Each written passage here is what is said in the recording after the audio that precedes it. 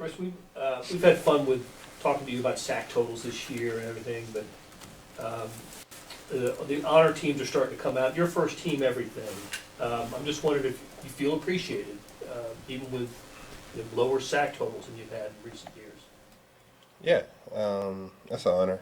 You know, you got to very appreciative for my peers and respectable members to vote me in that class. That's a high class. I'm super appreciative for it. You know, I think it goes to show the group of guys I have around me to be able to be flexible and do what I do and play at my best ability. Sometimes a number doesn't allocate the value of an individual and how much they can bring to the table. So I'm glad we was able to look past that and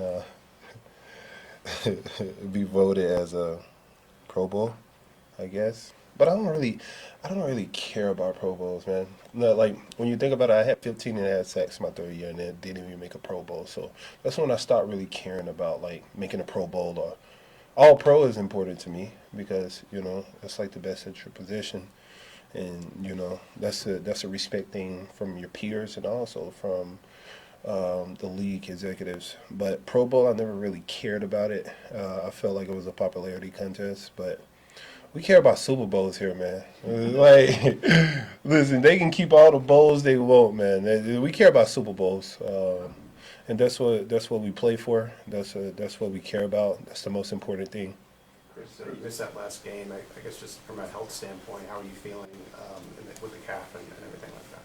I feel really, really good. I was able to get 3 weeks of rest and get my legs back under me. It was a long season.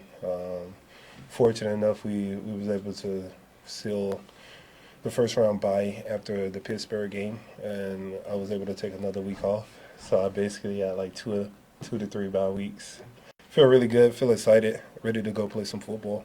As you watched that game you missed, the defensive line played really well. Just what did you take away from watching on the sidelines, just seeing them be able to have that production? I told Joe Cullen he's going to get me out of here sooner than later playing like this. Yeah, man, the guys play really, really good. But we got a cohesive group that works really, really well together. A lot of guys stepped up this year, stepped up their game. George, Tershawn Warren, who was having one of his better years.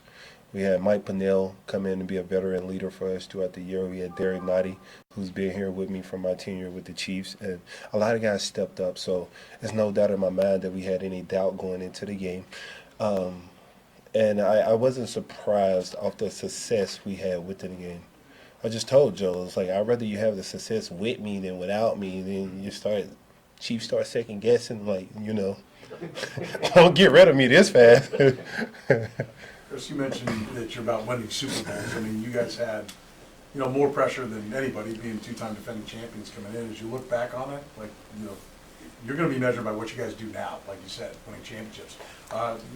Was it hard to focus and get through 17 games and do all that the way you guys did? I mean, the record says you did it, but as you look back on it, was it difficult to get through the regular season knowing this is what was going to matter? Was it hard to stay focused? Or yeah. No, I think every year is a new challenge. Every year is a new opportunity to go and achieve the ultimate goal, and that's to win a championship. And the journey is hard. You could say that. Was it hard to stay focused? I mean, throughout the year, each individual have their own stuff going on, whether it's at home, in the building, outside of the building, whether you're not hitting your numbers or whether you want to be successful. It's a lot of personal challenge you go throughout the season. But as in staying focused, I think all of us are here. All of us enjoy being here in the building. It's such a friendly environment. And I think we love the space of being able to compete. Not only just for individual sake, but as a team. I think that's important to keep the continuity of the group, and I think we do a really good job of holding each other to a standard throughout every game, not just throughout the year, but every game. We understand the importance of every game and what it actually means down the road. Chris, you mentioned about Super Bowls. You got your first Super Bowl sweatshirt on today, right? Just a handful of you guys who were there on that team who are still here. Do you have any sense at all about how just important this run you guys have been on is to, like, Kansas City? You know, like in 20 years, there'll be people wearing 95 Jones jerseys out of Arrowhead, whether it's here or another state. Yeah, man, I was supporting the 2019 team. That team is different, right? Every team is different in its own way. Every team has its own character, and that team was a special team, man. And I think this team is a special team, but it's different in a way. This team shows a lot of resiliency. This team can win in a multitude of ways, whether it's offense, defense, or special teams. And we've broadcasted that throughout the year.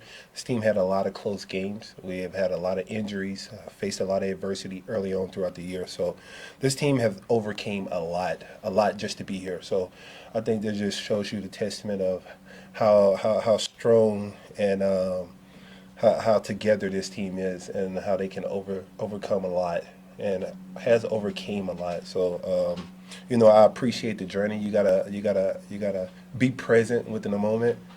You gotta appreciate the journey, and also you gotta continue to challenge yourself. Chris, Last couple, go ahead. yeah, Chris, for you, how do you convey to some of those guys that haven't been in these moments and haven't gotten to AFC championships or been in those tip-top moments of what it's like? Yeah, we only have like a handful of guys on defense that haven't been in this moment. I think like 2 or 3 guys on defense that haven't had a Super Bowl or have been to the AFC Championship. And I think those guys get the importance of locking in and how important these games are right now. It's not like we can come back and we lose. We can come back and play again. Everything right now is hyped up. Whether it's your own personal ability, your skill work. Everybody's putting extra work in and throughout the building. I think it's a fun time, man. It's a fun time. You got to appreciate this. It's not a lot of teams in it. There's 8 teams left, and we're one of them. So. Last one, And Blair. just a thought on C.J. Stroud and the Texans offense. You saw him just a month ago. What kind of, how difficult is it to deal with them? He's really good. That team is really, really good. They had some injuries, unfortunately, but the quarterback is top tier. He's patient, has a big arm. I respect the heck out of their head coach. And they got a solid room over there. They got a lot of playmakers that they can put up real numbers if you give them time and the opportunity to. So probably try to contain C.J. Stroud and eliminate Joe Mixon. He's been running crazy this year. We was very familiar with Joe Mixon, seen him with the Cincinnati Bengals, and we played him multiple times, and he actually beat us in a big moment. So we know he's bringing that energy over there, and we are excited to see him. Thank you.